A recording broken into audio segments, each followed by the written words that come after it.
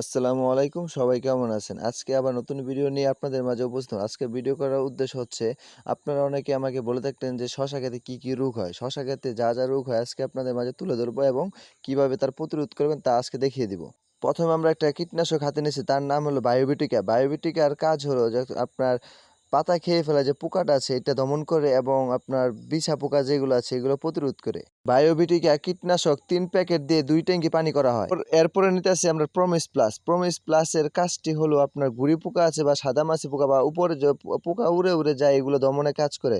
এটা ১ ট্যাঙ্কিতে ১ টি ব্যবহার করা হয়। এরপরে আমরা কীটনাশক নিতেছি ম্যানকোরাজিম। ম্যানকোরাজিমের কাজ হলো পচলার কাজ করে এবং গাছের হলুদ ভাব থাকলে তা দূর করে দেয়। ম্যানকোরাজিম পচলার জন্য অনেক সুন্দর কাজ করে থাকে। পরে আমরা ব্যবহার করব সেকার। সেকারের কাজ হলো আপনার ওই যে আগায় যে আপনার ফুলে যায় বা আগা কুকরি মারে শশা ক্ষেতে এর জন্য কাজ করে। ১ ২৫ মিলি সেকার দিয়ে আপনার ২ ট্যাঙ্কি করতে পারবেন। আমরা এই জায়গায় কীটনাশক নিয়েছি ২ ট্যাঙ্কির কীটনাশক। কারণটা হলো আপনার ওই যে বায়োভিটাকে যে আছে ওইটা দিয়ে আপনার ৩ প্যাকেট দিয়ে ২ ট্যাঙ্কি করা হয়। এর জন্য আমরা ৩ প্যাকেট অ্যাডজাস্ট করে ২ ট্যাঙ্কি করি।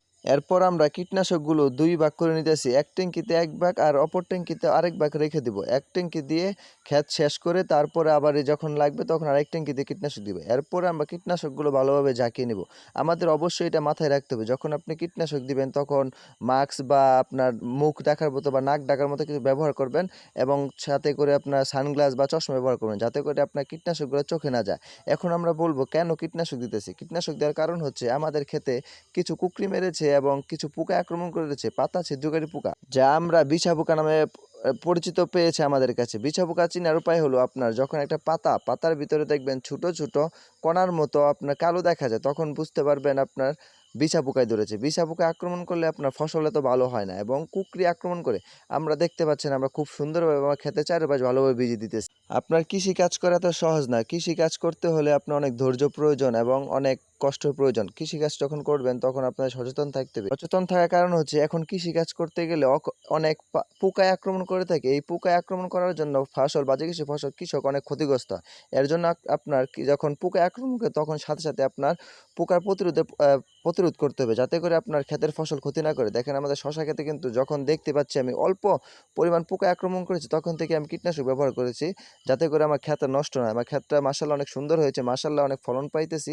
আশা করা যায় দীর্ঘদিন ফলন পাবো। আপনাদের আগের ভিডিওতে বলেছিলাম যে শশা ক্ষেতে কি রোগে আক্রমণ করে। আরো একটা রোগ আছে, এটা আপনার আবার এই ৪ দিন পরে আমি কীটনাশক স্প্রে করব তখন দেখিয়ে দিব। তখন আপনার স্প্রে করব হলো পাওয়ার বোরন আর চিলিটার জিঙ্ক। এটি ব্যবহার করলে আপনার এই যে আগটা যে আছে আগটা পরিষ্কার হবে এবং চিকচিক হবে এবং যদি কুরকি থাকে কুরকিটা চলে যাবে এবং শশার চেহারা আসবে। শশার চেহারা আসলে আপনার গ্রাহকরা অনেক কিনবে এবং অনেক ন্যায্য মূল্য পাওয়া যাবে এবং বেশি দামে শশা বিক্রি করা যাবে। আজকে এই পর্যন্ত, সবাই ভালো থাকবেন। আসসালামু আলাইকুম। আশা করি আমার পেজের পাশে থাকলে ইনশাআল্লাহ অনেক কিছু কৃষিকাজ সম্পর্কে শিখতে পারবেন।